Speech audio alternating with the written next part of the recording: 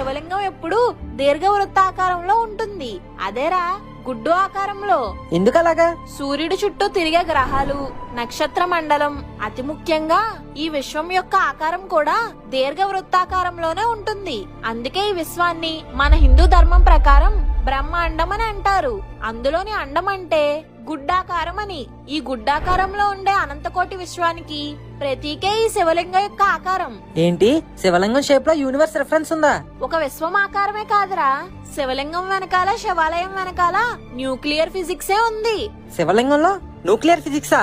అవును, ఇప్పటివి కాదు కానీ బాగా పురాతనమైన ప్రాచీన శివాలయాల్లో ఉన్న శివలింగాలు మనుషులు తయారు చేసినవి కాదు, చల్లబడిన లావారాతితో ఏర్పడినవి.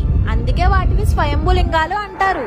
ఈ లావాలతో ఏర్పడిన లింగాలకి రేడియో యాక్టివ్ నేచర్ ఎక్కువ. ఇవి అధిక మొత్తంలో ఎనర్జీని అబ్జర్వ్ చేసుకుని అదే విధంగా ఎనర్జీని విడుదల చేస్తాయి కూడా.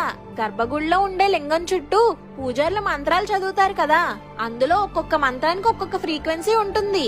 గర్భగుడిలో గోడలన్నీ రాళ్లతో కట్టబడి ఉంటాయి, ఎందుకంటే రాళ్లలో ధ్వనికి ప్రతిధ్వని సృష్టించే శక్తి ఉంటుంది. దీనినే రా ఎక్కువ అంటారు. అలా మంత్రాలు చదవగానే ఆ ధ్వనికి ఆ గోడలు ఆ మంత్రాలు ప్రతిధ్వనించేలా చేస్తాయి. అలా అధిక మొత్తంలో శక్తి ఉత్పత్తి అయ్యి రేడియో యాక్టివ్ ఎలిమెంట్ అయిన శివలింగం దాన్ని తీసుకుంటుంది. అలా తీసుకోవడమే కాకుండా దాన్ని గర్భగుడి బయట వరకు విస్తరించేలా చేస్తుంది. ఆ ఎనర్జీని భక్తులందరూ అందుకునేలాగా లింగానితో గర్భగుడి నిర్మాణం, లింగ ప్రతిష్ఠ, లింగం నుంచి వెలువడే ఎనర్జీని అందుకునేలాగా లింగానికి ఎదురుగా నందీశ్వరుడిని ప్రతిష్ఠించడం మన పూర్వీకుల ఇంజనీరింగ్. అంత హైలీ రేడియో యాక్టివ్ కాబట్టే శివలింగాల్ని న్యూక్లియర్ రియాక్టర్లు అని అంటారు. వామ్మో, ఏంటి శివలింగం న్యూక్లియర్ రియాక్టరా? అంత ఆశ్చర్యపోతావేంట్రా, ఒకసారి నా ఫోన్ లో బొమ్మను చూడు. ఏంటిది? ఇదే న్యూక్లియర్ రియాక్టరు. దీని ఆకారం చూసావా? అచ్చుగుద్దినట్టు లింగాకారంలోనే ఉంది. మన దేశ చిత్రపటం చూస్తే గనక మన భారతదేశంలో అధిక న్యూక్లియర్ రేడియేషన్ ఉన్న ప్రాంతాలతో పాటు 12 జ్యోతిర్లింగాలు ఉన్న ప్రాంతాలు కూడా ఈ న్యూక్లియర్ రేడియేషన్ జోన్ లోనే ఉన్నాయి. అందుకే మన పురాణాల్లో శివుడికి ఆగ్రహం వస్తే నాశనం జరుగుతుంది అని అంటారు. రేడియో యాక్టివిటీ ఉన్న శివలింగాలకి ఉష్ణం మంచిది కాదు.